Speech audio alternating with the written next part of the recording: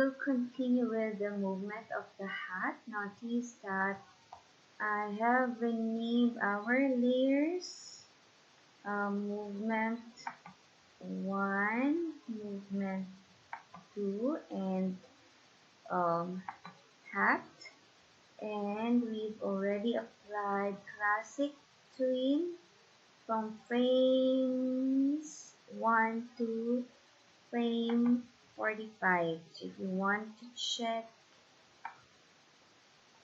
how the hat moves along with the movement of the character, so you may click and drag the playhead. And notice that at frame 45, the character raised its hand.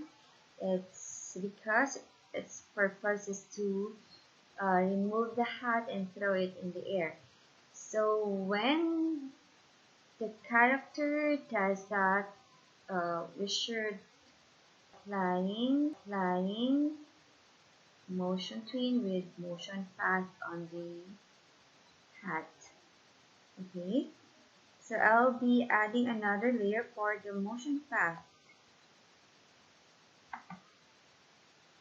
So I'll name it path, and at frame 45, I'll create a blank keyframe. So I'll press F7, and then use pencil tool to adjust the alpha to 100 to make it visible, and use black color.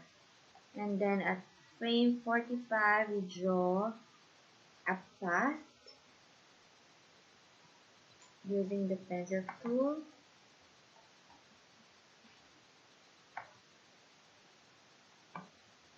There.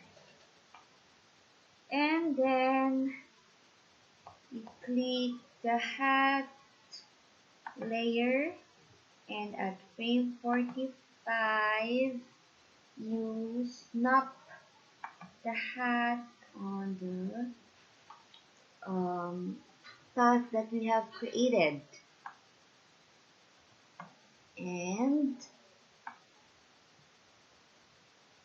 I think you can put another keyframe at frame 80, press F6, and then you snap the hat on the end of the path. And right click in between the keyframes that we have recently created on the hat layer. Right click, create motion tween, and click path layer. You go to edit,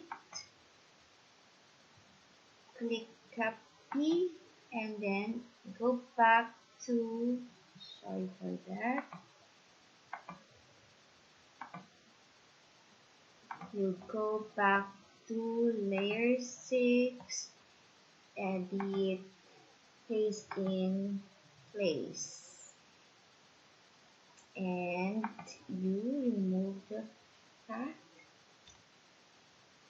and try to, okay, so notice that the movement of the hat is in a different direction. So you can right click layer 6 and reverse. You click motion path and choose reverse path. Okay, so you may try it now. On frame 1, press enter. Okay, may also press Ctrl Enter to sit in a different window. So there you have your character dancing and throwing his hat on air.